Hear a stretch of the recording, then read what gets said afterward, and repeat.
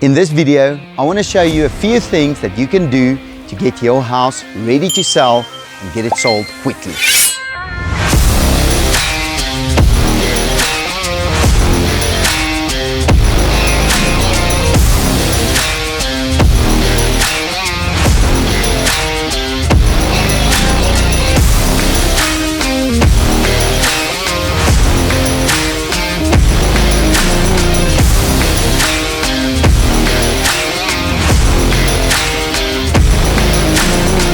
First impressions matter most.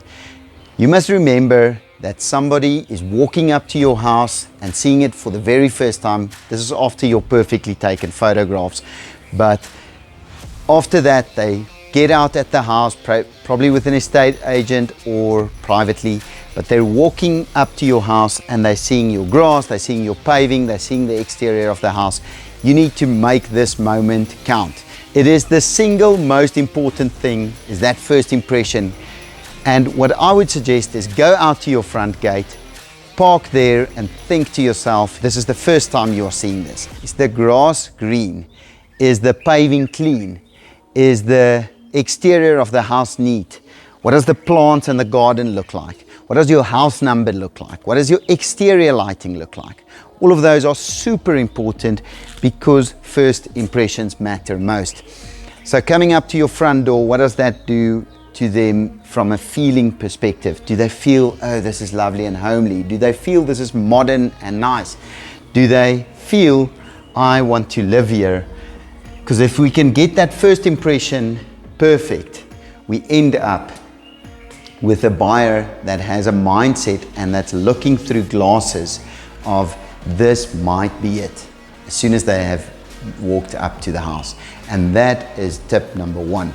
Tip number two, as soon as you've had this first impression and people have walked in, the next important thing that they have is you get a feel for a house. Now, this is not some magic voodoo, whatever you want to call it. It feels nice in a house when it smells nice, when the temperature is good, when there's nice airflow, when the lighting is good. For instance, you don't want to have 4 perfect globes in your lighting fixture where one is a different color. That looks unfinished and that would add to the feel of this house being like scratchy. Doesn't work well, doesn't work perfect. And that's the type of thing we want to fix up. I want to give you a few more examples. For instance, downlights, you want to make sure all of them work. You want to make sure all of them are the same color. This is the perfect time to also do some DIY. Make sure none of your hinges on your cabinets squeak when you open them up, because as soon as that happens, people walk through your house and open stuff and move stuff and open taps and that type of thing. All these things need to work perfectly without any issues, and in that way people will have a good mood of a house. We can even enhance on this by making sure that we have a lot of greenery, a lot of life, like plants and candles, and like I said, smells, that type of thing, all contribute to giving a house a really good mood and feeling. Number 3, we want to declutter and depersonalize. That's the double D's. So countertops as clean as possible. Obviously allowing for some personality in plants and that type of thing. We even add stuff like cooking condiments, chopping blocks, maybe even a knife to set the scene, that type of thing. But we want empty and clean as far as we can. You will see there's no personal photos of me or my family, maybe because this is a staged house, but you want to put away all those photo walls of your vacation in 2006. The new buyer will not care about that, and it will not add to the sale of your house. So take away those things, pack up a lot of the stuff, empty shelves. You'll see this is a little plasma stand that was styled just in a very simplistic way, minimalist type of way. And the reason is, as soon as there's too many things, a house feels cluttered, and that entire thing will pull through just as a feeling of the house that a buyer does not like.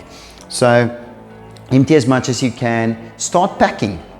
Put these things in boxes. At worst, have the boxes then in your garage or in your linen cabinet or whatever. But start packing. You are going to sell this house. If it's priced right and you do these things, this house will sell soon. So start packing these things up in boxes. All your personal belongings. I don't want to see, when I walk into the house, to have the best optimal feeling, I don't want to even see charging cables. I don't want to see little photo frames. I don't want to see your keys. All of those things that's stacked up. Get rid of them, clean them out, put them in a space, and start giving a buyer that walks in on his first impression that clean, organized feel. Remember to also pull this thing right throughout your house. It's not just the big areas. Stuff like bedside tables, clear them out. We don't want to see your 10 notebooks and your pens and your glass and your spilled coffee from 2 days ago. We want to see an empty bedside table, just with an appropriate amount of maybe a plant, maybe a bedside table, maybe a book, but keep it simple. We even go into detail, like making sure there's 2 toilet rolls, that the toilet roll on the roll holder is still full. You don't want to see a little brown roll or 2 sheets of paper left. Now you don't have to go to extremes like I did where I've got black toilet paper, but style everything you can as well as you can when a buyer comes through. You never know when the one is the one. So make sure every time somebody is viewing your house, it looks perfect in that sense. And then lastly, you want to get buyers to imagine themselves living here. That's why I said depersonalized. They don't want to see your photos from 2006's holiday at the beach. So create moments for them to imagine themselves living here. That's why I set up a dinner table with a dinner feel. That is why I stack a braai area with a lot of wood. That is why I create a little chopping block scene here. You typically create these scenes which people imagine themselves living in. This is where I'll stand and chop onions while my family is playing in the living area. You know, that's what you want to create. I do stuff like I set out playing cards. It's a nice little extra prop that you can use, you know, for people to get them to imagine themselves living in a space, because that's essentially what we have as an objective, right? Is to get them imagining themselves living here, liking that imaginary idea, and then signing offers and moving ahead with the deal. So lastly, bonus tip, make sure you get the right estate agent. This is super important. Estate agents can make or break your house. It does not help if you've done all of this and then the estate agent walks through and breaks it down or breaks the deal. So make sure you have the right estate agent on this job that can really assist your sale and does really add value to the process. We recently started a small real estate agency in-house. We currently have one agent. It's a plan to keep it like that for a while. But make sure you have the right person representing your house in the best way. That's the bonus tip. That's the end of this video. Like I always say, we put a lot of effort into making these videos. So we'd love it if you can like this video, share it, comment below what you thought, and share it with any friends you think might also find it interesting.